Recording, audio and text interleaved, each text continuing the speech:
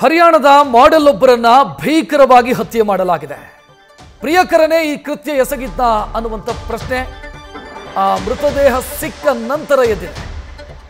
ಕೆಲ ದಿನಗಳ ಹಿಂದೆ ಮಾಡೆಲ್ ಶೀತಲ್ ನಾಪತ್ತೆಯಾಗಿದ್ದಾರೆ ಅಂತ ಒಂದು ಮಿಸ್ಸಿಂಗ್ ಕಂಪ್ಲೇಂಟ್ ದಾಖಲಾಗಿತ್ತು. ಸದ್ಯ ಮೃತದೇಹ ಪತ್ತೆಯಾಗಿದೆ. ಕೊಲೆ ಮಾಡಿರೋದು ಖಚಿತ ಆಗಿದೆ. ಮೃತದೇಹದ ಕೈಯಲ್ಲಿರುವಂಥ ಟ್ಯಾಟೂನಿಂದ ಇದು ಶೀತಲ್ ಅನ್ನುವಂಥ ಗುರುತು ಪತ್ತೆ ಹಚ್ಚಲಾಗಿದೆ. ಪ್ರಿಯಕರನೇ ಈ ಕೃತ್ಯ ಎಸಗಿದ್ದ ಅನ್ನುವಂಥ ಅನುಮಾನ ಕಾಡ್ತಾ ಇರೋದು. ಪೊಲೀಸರು ಆ ನಿಟ್ಟಿನಲ್ಲಿ ತನಿಖೆಯನ್ನು ಮುಂದುವರಿಸಿದ್ದಾರೆ. ನೋಡ್ತಾ ಇದ್ದೀರಿ, ಆ ಮಾಡೆಲ್ನ ಫೋಟೋವನ್ನು ಗಮನಿಸ್ತಾ ಇದ್ದೀರಿ. ಅದರ ಜೊತೆಗೆ ಅವರ ಟ್ಯಾಟೂ, ಅವರು ಹಾಕೊಂಡಿದ್ದಂಥ ಟ್ಯಾಟೂ, ಅದರಿಂದ ಅವರ ಗುರುತು ಹಿಡಿಯೋದಕ್ಕೆ ಸಾಧ್ಯ ಆಗಿದೆ. ಅಂದರೆ ಮೃತದೇಹ ಡಿಕಂಪೋಸ್ ಆಗಿತ್ತು, ಅಂದರೆ ಸಂಪೂರ್ಣವಾಗಿ ಕೊಳೆತ ಸ್ಥಿತಿಯಲ್ಲಿತ್ತು. ಆದರೆ ಕೈಯಲ್ಲಿದ್ದಂಥ ಟ್ಯಾಟೂ ಏನಿದೆ ಇದನ್ನು ನೋಡಿ ಇದು ಇವರೇ ಅಂತ ಗುರುತು ಪತ್ತೆ ಹಚ್ಚಲಾಗಿದೆ. ಶೀತಲ್ ನಾಪತ್ತೆಯಾಗಿದ್ದಾರೆ ಅಂತ ಮಿಸ್ಸಿಂಗ್ ಕಂಪ್ಲೇಂಟ್ ದಾಖಲಾಗಿತ್ತು. ಸದ್ಯ ಅವರ ಮೃತದೇಹ ಪತ್ತೆಯಾಗಿದೆ. ಶೀತಲ್ ಅವರ ಪ್ರಿಯಕರನ ಮೇಲೆ ಸದ್ಯ ಅನುಮಾನ ವ್ಯಕ್ತವಾಗ್ತಾ ಇದೆ. ನೋಡ್ತಾ ಇದ್ದೀರಿ, ಅವರ ಟ್ಯಾಟೂನ ಫೋಟೋವನ್ನು ಕೂಡ ಗಮನಿಸ್ತಾ ಇದ್ದೀರಿ. ಹೆಚ್ಚಿನ ಡೀಟೇಲ್ ನೀಡೋದಕ್ಕೆ ನಮ್ಮ ಪ್ರತಿನಿಧಿ ಜಗದೀಶ್ ಫೋನ್ ಸಂಪರ್ಕದಲ್ಲಿ. ಜಗದೀಶ್, ಸದ್ಯ ತನಿಖೆ ಯಾವ ರೀತಿ ಸಾಗ್ತಾ ಇದೆ?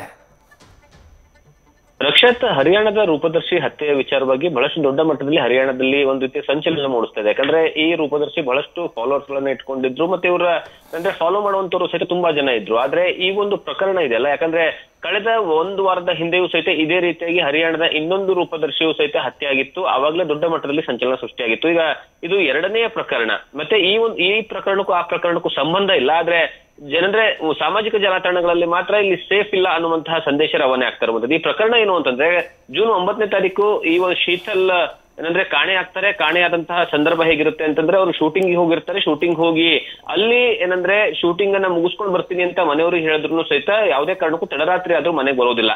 ಆ ಒಂದು ಸಂದರ್ಭದಲ್ಲಿ ಅವರ ಪ್ರಿಯಕರ ಅಂದ್ರೆ ಶೀತಲ್ ಪ್ರಿಯಕರನು ಸಹಿತ ಶೂಟಿಂಗ್ ಸ್ಪಾಟ್ ಅಲ್ಲಿ ಇದ್ದ ಅನ್ನುವಂತಹ ಮಾಹಿತಿ, ಮತ್ತೆ ಅದ್ರ ಜೊತೆಗೆ ಇವರ ತಂಗಿ ಏನಿದ್ದಾಳೆ, ಶೀತಲ್ ಅವರ ತಂಗಿ, ಆ ತಂಗಿ ಏನಂದ್ರೆ ನೇಹಾಗೆ ಫೋನ್ ಮಾಡಿ ಏನಂದ್ರೆ ಶೀತಲ್ ಹೇಳ್ತಾಳೆ, ಈ ತರ ಏನಂದ್ರೆ ನನ್ನ ಏನೋ ಪ್ರಿಯತಮ ಏನಂದ್ರೆ ಹೊಡಿತಿದ್ದಾನೆ ಏನೋ ಅನ್ನುವಂತಹ ಮೆಸೇಜ್ ಅನ್ನ ಹೇಳ್ತಾಳೆ. ಅದ್ರ ಜೊತೆಗೆ ವಿಡಿಯೋ ಕಾಲ್ ಮಾಡಿ ಸಹಿತ ಏನಂದ್ರೆ ತೋರಿಸುವಂತಹ ಕೆಲಸವನ್ನ ಮಾಡ್ತಾರೆ. ಆ ಸಂದರ್ಭದಲ್ಲಿ ಕುತ್ತಿಗೆ ಭಾಗದಲ್ಲೂ ಸಹಿತ ಗಾಯ ಆಗಿತ್ತು ಅಂತ ನೇಹಾ ಹೇಳ್ಕೊಂಡಿರುವಂತದ್ದು. ಮತ್ತೆ ಅದ್ರ ಜೊತೆಗೆ ಯಾವಾಗ ಈ ಘಟನೆ ನಡೆಯುತ್ತೆ, ಘಟನೆ ನಡೆದ ತಕ್ಷಣವೇ ಯಾವಾಗ ಮಿಸ್ ಆಗ್ತಾರೆ, ಅವಾಗ ಅಲ್ಲಿ ಪೊಲೀಸ್ ಠಾಣೆಯಲ್ಲಿ ಹೋಗ್ಬಿಟ್ಟು ಕಂಪ್ಲೇಂಟ್ ಅನ್ನು ಕೊಡುವಂತಹ ಕೆಲಸವನ್ನ ಮಾಡ್ತಾರೆ. ಅದಾದ್ಮೇಲೆ ನಿರಂತರವಾಗಿ ಹುಡುಕಾಟ ಆಗುತ್ತೆ. ಆದ್ರೆ ಎಲ್ಲೂ ಸಹಿತ ಕಾಣಿಸ್ಕೊಳ್ಳೋದಿಲ್ಲ ಶೀತಲ್. ಆದ್ರೆ ಏಕಾಏಕಿ ಅವರ ಮೃತದೇಹ ಅಲ್ಲಿರುವಂತಹ ನಾಲೆಯಲ್ಲಿ ಸಿಗುತ್ತೆ. ಆ ನಾಲೆಯಲ್ಲಿ ಸಿಕ್ಕಿರುವಂತಹ ಕಾರಣಕ್ಕಾಗಿ ಫಸ್ಟ್ ಐಡೆಂಟಿಫಿಕೇಶನ್ಗೆ ತೊಂದರೆ ಆಗುತ್ತೆ. ತದನಂತರ ಅಲ್ಲಿ ಟ್ಯಾಟೋ ಏನಿರುತ್ತೆ ಅವಳ ಕೈ ಮೇಲೆ, ಆ ಟ್ಯಾಟೋವನ್ನ ಆಧಾರವಾಗಿಟ್ಟುಕೊಂಡು ಹುಡುಕಿದ ಮೇಲೆ ಅವಾಗ ಗೊತ್ತಾಗುತ್ತೆ ಇವಳು ಏನಂದ್ರೆ ಶೀತಲ್ ಅಂತ. ತದನಂತರ ಈ ಒಂದು ಪ್ರಕರಣಕ್ಕೆ ಸಂಬಂಧಪಟ್ಟ ಹಾಗೆ ಅಲ್ಲಿ ಪಾಣಿಪತ್ನಲ್ಲಿ ಪ್ರಕರಣವನ್ನ ಸಹಿತ ದಾಖಲಿಸಿಕೊಳ್ಳಲಾಗುತ್ತೆ. ಮತ್ತೆ ವಿಚಾರಣೆ ಸಹಿತ ಈಗಾಗಲೇ ಪೊಲೀಸರು ಆರಂಭವನ್ನ ಮಾಡಿದ್ದಾರೆ.